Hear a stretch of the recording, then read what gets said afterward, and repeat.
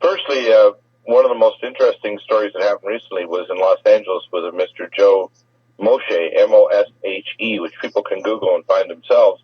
On Thursday, he was surrounded by a SWAT team after he had called in last week to Dr. Truott's show on Republic Broadcasting and called in asking if there was a state's attorney or someone he could give evidence to, because he was apparently a biological scientist with a dual citizenship in Israel.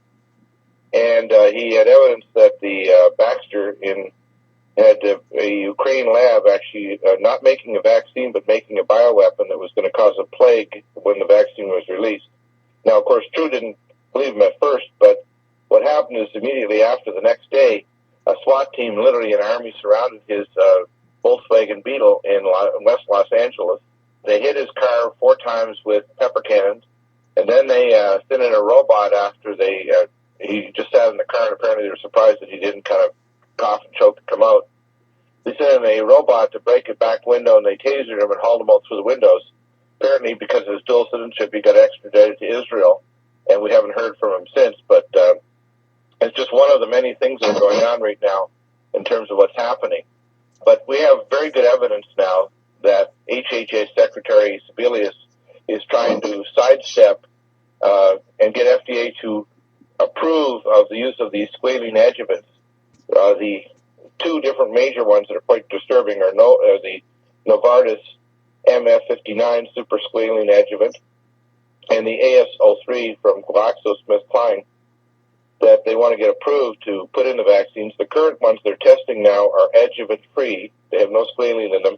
They're just testing different dosages of virus protein from a strain called the California 7, which was released in March to the vaccine manufacturers.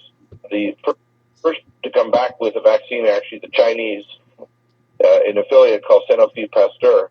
But there's Novartis, GlaxoSmithKline. There's at least a half dozen companies, and each of them has some very nasty things. They're often grown on fetal cells. They're not grown in egg medium, so they are laced with cancer viruses.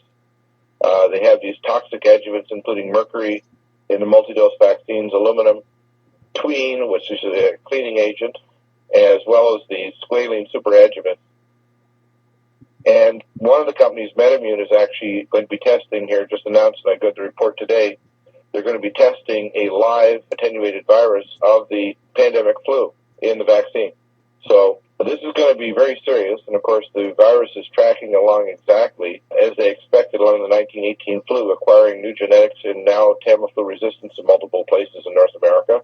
It's acquiring genetic changes to grow at lower temperature, to be more aggressive, to produce a viral load faster, which will induce in young people a more violent cytokine storm.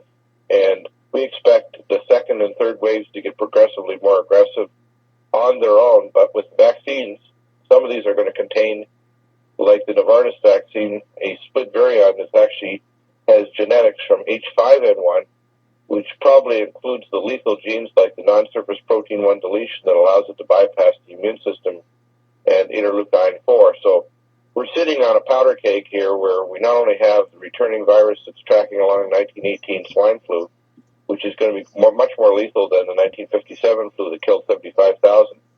The 1918 flu killed around 675,000 Americans. Worldwide, probably killed between 40 and 100 million, because in third world countries it was much more lethal. This virus is probably going to be as lethal as this in the second and third waves. And if it ever acquires the H5N1 genes, it'll probably have a lethality of somewhere around 70%. So we're looking at a world nation killer, and something that in the next several years could get increasingly lethal, causing a shutdown of international commerce. The government wants this. They're actually doing everything they can to do all of the wrong measures, and they're approving vaccines that are almost certainly going to make the virus evolve even quicker. What I'd like to do is find out a little bit more about what this person who you said was actually deported. Yeah, we don't know all the details yet, but the more we investigate, the more it has the ring of truth. There are 2 major news reports out of West Los Angeles, but they literally surrounded him with an army. They hid his vehicle with a microwave EMP pulse machine to actually not only disable the ignition, but also knock out any electronics he had to transmit. Because they tried to claim in the news article he threatened the President Obama. He didn't do anything of the sort. What he did actually is he called in and said, I have new information because I'm a biological scientist that they are planning on releasing the Baxter vaccine made in the Ukraine that will be shipped to America. And it will, because it's one of the primary contracts, and it's going to contain lethal genes that will cause the death of millions. And he asked Truant on the air if he could get a contact for a state's attorney. He was on his way to the Israeli embassy at the time, which is near the FBI offices in Los Angeles. And the FBI surrounded him with literally an army with the active denial system, microwave tanks, robots. They tasered him and everything. I mean, they must have spent quite a bit of money and had deployed a tremendous number of people. You see the pictures there that are in the news articles. So this has the ring of truth. There's something going on here where we have whistleblowers coming out that are basically telling us, hey, they are going to release they're not just satisfied with the virus mutating and recombining, either becoming less or more lethal. They want to tweak it along to make sure that it's lethal enough they can declare martial law, which is what the government's pushing for. Because parallel with this, they want to have a bank holiday. They want to revalue the U.S. currency, and they want to switch over to the Amero note sometime in the next 6 to 12 months so that they can form the trade zone of North America. Our understanding is that the Amero is no longer, that's actually defunct, and they're going with another kind of currency. They might. Whatever they're calling the currency they're going to go with, they're going to do a tremendous devaluation of the U.S. dollar. What I have from my sources is that they're going to devalue it sometime in one of these waves. It could be this fall or winter, but they're getting ready to do that, and they want to have the cover, of course, of a plague occurring at the same time to quell the population, because there's going to be a lot of resistance. Okay. We are wondering when you think this next wave of the virus is going to hit. My guess is that if we don't see any really hot clusters here in North America yet, but we do in Chiapas province, Mexico. We have had Alexander Bachman reporting that there's a number of deaths of a more lethal strain there. We've got a very high rate of death in Venezuela. Reported in the public, at least, there's over 1,000 deaths now, probably around 1,100 as of last week, so which is pretty high. So there's more lethal strains popping up. They're now acquiring new gene changes just by recombining with existing viruses like the human H1N1, not the pig H1N1, and other viruses. So just through natural recombination, the virus is going to become more lethal.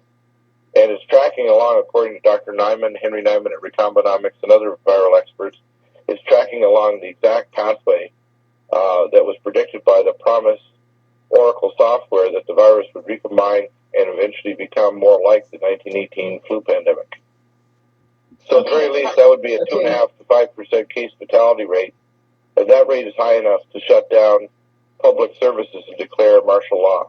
That's high enough to shut down society. And I think that it's probably going to happen this fall or winter, at least for a period of time when the wave passes, like 6 to 8 weeks. If you were a betting man, would you say something like October, November? At the end of October, somewhere around the third week in October, we should see enough cases accumulating with the virus, people returning to school.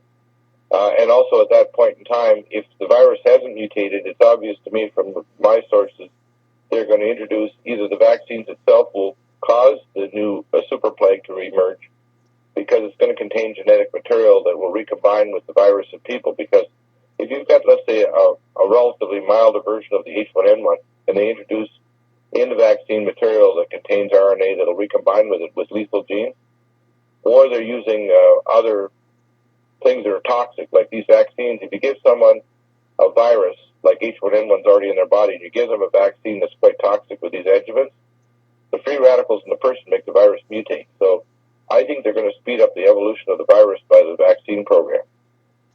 There's lots of evidence to that, which means probably somewhere when the virus vaccine arrives in mid-October, within a couple of weeks, we're going to probably see the emergence of much more lethal strains showing up by the end of October.